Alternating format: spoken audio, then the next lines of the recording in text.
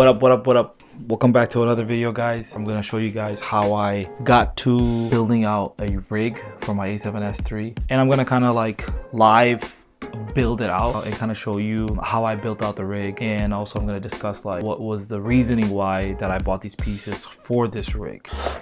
So predominantly everything that I used to make this rig was from Smallrig. Only reason why I went with it, Smallrig has been around for such a long time, and obviously people have seen a whole bunch of commercials and stuff like that. Other influencers and creators and filmmakers have used this product, and just when I went on the website, I felt like they had everything that I wanted in one spot. So I didn't order all this all together. I ordered it in kind of like sections based off of what I needed as I was building out the rig and stuff like that, until I came to a comfortable point where I wanted to share it with you guys. But yeah, so I'm gonna go through each of these pieces. First, let me get my A7S III. So this is my A7S III. Internally, it does 4K. If you do it externally, you'll be able to unlock 4K 60 in RAW. To unlock that Apple ProRes RAW, you need a Atomos Ninja 5. So the whole idea was to get the most out of this camera. Now I know this is an older camera. Everybody else is rigging out like all the newer cameras, and I know I'm kind of late to the boat. This has the same sensors as the FX3 does, and everybody knows that the FX3 shot a whole movie called The Creator, and I know this camera is a stills and a video camera. This is the one that I have. This is the one that I bought. This is the one that I dreamt about buying when it first came out, and I just wanted to see if I can get the most video capability out of this. This camera went through its first test of me doing like a mini rig kind of deal, so I wanted to show you what I started with. So the first version that I used this setup with was a top handle, goes into your cold shoot or hot shoot mount, and then I bought a monitor mount that goes into the hot shoot that was on the handle. So this handle goes in here, and you tighten it up, and you take the monitor, you tighten up to the quarter thread on the bottom. Like you see this, I didn't like this configuration at all. Number one, it rattles because this point of contact isn't the strongest. Also, I didn't like how tall the monitor sat. Like it's kind of ugly. But I used it for a while. I used it for a couple shoots, for a fashion shoot that I did for Faina a couple years ago. But after a while, it just became really cumbersome. I was very worried the whole time that this might slip out and I might drop my camera. Rarely used it. After a while, I kind of phased out of it, and the Atomos Ninja ended up just sitting on my shelf over here. I scrapped this idea. Fast forward to maybe last week, we have these 60-watt lights that we take to these events. They're all wall powered, and I wanted to start thinking about how to be a little bit more efficient, a little bit less cumbersome, a little bit more mobility in when I was using these lights. I ended up picking up these Vmount batteries that Smallrig makes, and then get like a D-tap cable to go up to these lights. And then now I can just hold the lights and move them wherever I wanted to, but without having to worry about an extension cable going to the light. So I ended up ordering 4 of these Smallrig batteries. These are the 99, I don't know if it's watt hour or if 99 capacity, I don't know. They come in like 50, 99, and 150, right? So it tells you the percentage on the screen itself. I really like these Smallrig batteries. There was a situation that I was at an event, like we ended up splitting teams, and people went to a different event and I was at a different event, and I started running out of batteries. Taking a USB-C cable, plugging it into this camera, and then plugging it into the V-mount so I could charge my camera and keep it running with the V-mount. Once I did that, my eyes opened a little bit more, and I was like, okay, maybe trying out like a V-mount solution for the camera wouldn't be such a bad idea. So I started looking into like rigging options where I can keep maybe a V-mount battery on the camera, and then you start falling into this YouTube rabbit hole, and then you start finding stuff. So that's when I decided that I'm going to buy a cage. So I bought this half cage, okay? So this is A7S III or A7 IV half cage. This would have enough mounting points for the things that I wanted to put on this rig. It has one quarter thread here, and then like a little tiny one that goes through the loop where you might put for your camera strap, and that keeps it pretty stable. Tighten that up.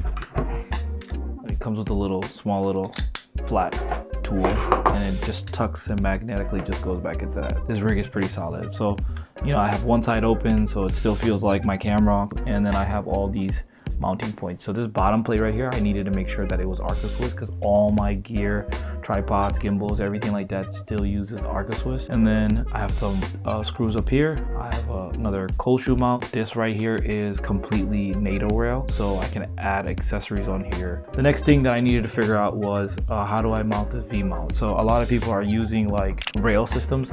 So it's like these two like tubes that go forward and back. So they have that, and then they have another piece right here, and then this V mount battery clips onto that. And I didn't like that.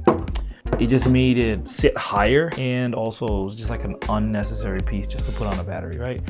But Smallrig came out with this Vmount battery plate, okay? In essence, this folds out and your V-mount sits here. This right here, the plate right here, is an Arc-Swiss plate. So essentially, all I have to do is slide that in, make sure it's in the center, lock it down. That's all I gotta do. And there's a lever right here. You hit that, the plate slides back. That's it. You can easily take this part off, easily put it back on, and then you take your V-mount. That's the battery solution that I have right now. So this will charge my camera almost the entire day. Next, what was really important is get myself a little monitor so I can see better. And also I have a top handle so I can hold this. So top handle that I got, the Smallrig's little NATO rail top handle, just because I like the way this felt. So, and for me to mount this on the rig, I have to put this little NATO rail. All I have to do is put it on this top part right here, screw this piece in, multi-tools, tighten these down. That's the NATO rail. And then all I have to do is take this handle and just slide it, and that's it. And it has these little stoppers so the handle doesn't accidentally just slide over by itself. But this is pretty much torqued down and pretty solid. There's no shake or anything like that. I have total confidence is that this is not gonna fall off and drop my whole camera on the floor. So the next thing after this, I wanted to put my monitor back on here. I got this Smallrig monitor mount. The only reason why I got this one is because it has this, I don't know the sizes of these millimeters and stuff like that, but it has this screw and it has these two teeth on opposite sides, so monitor mount doesn't swivel. So I put it right here, and then you just tighten it down. It already straightens it out. That's tight. I'm going to take my Atomos Ninja monitor, screw that in, tighten that down. Tilts and turns. But the main thing is it gives me a big 5-inch screen to see my image. I can load LUTs on here to see exactly what the final image might kind of look like. And because I have a V-mount, I can easily use the adapter, take a cable, and go straight into the D-tap, power the monitor, and use an HDMI to go to my Sony A7SIII's HDMI, and so I can get that video feed from there.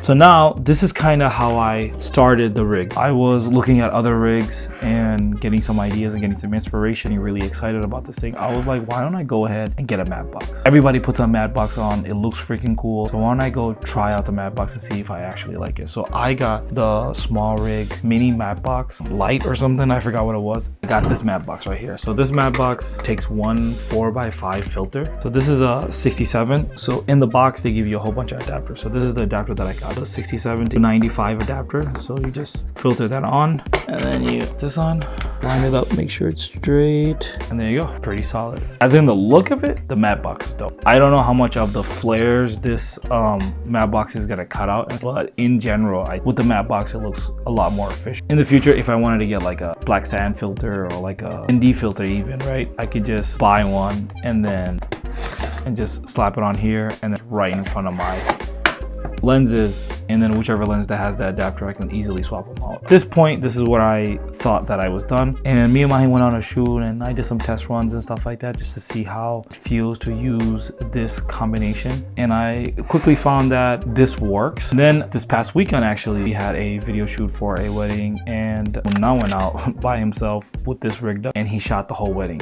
And then he came back with some feedback and he told me that, like, because we were just shooting internally, he had to hold the camera and then press record, and then when he was using his dominant hand, he had to like reach over and press record. His right hand was hurting a lot because he was bearing the weight all with his dominant hand. But he said that if there was like a handle or something right here, that would help him a lot. And then when we sat this down, it would wobble a little bit. So having like maybe an Arc-Swiss plate on the bottom, right now at this point doesn't have an Arc-Swiss plate, that would help a lot to put on a tripod. So for the bottom plate, we got the Arc-Swiss that has freaking feet, bro. It's like a mantis. These swivel out and they sit like this. So I got this thing, and it takes 2 screws, so it's pretty stable when it's on the bottom. Okay, now you have little feet, and then you can just tuck these back in. Now you have a regular Arc-Swiss plate that I could just slap on my tripod. Next 2 things that he said would be good to add to the rig was a record button, and Smallrig actually sells a Bluetooth stop and start button. You pair this to your camera one time, you turn it on, and then you should be able to hit this button and stop and start recording. This I put on the left side of the camera.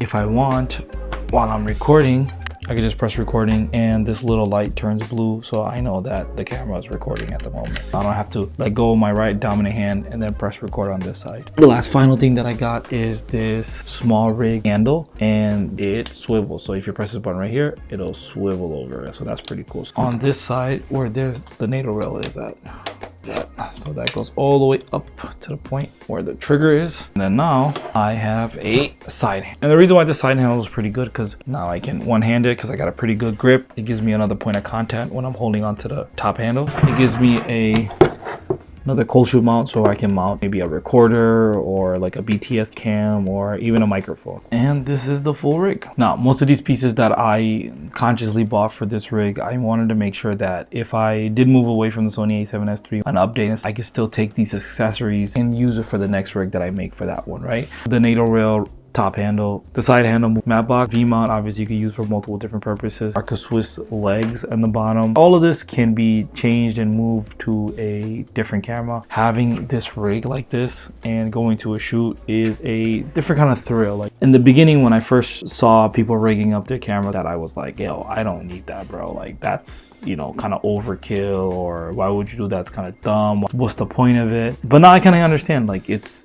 cool looking and it's actually fun to use, and there's multiple purposes for everything that you get. It really does kind of level up your standard camera. This might be the second life of my A7S III. So I'm gonna play with this rig and work with it. I like the way it looks. It looks super cool. It looks like a goddamn spaceship. This has been my Sony A7S III rig. If you made it this far into the video, I love you. And if you guys have any questions, all this stuff, all the part numbers and stuff like that are in the link in the description. And if you like these kind of videos, leave a comment. Please subscribe to the channel. If you want to see all the other stuff that I take with me onto a shoot, especially when I'm traveling, watch this video.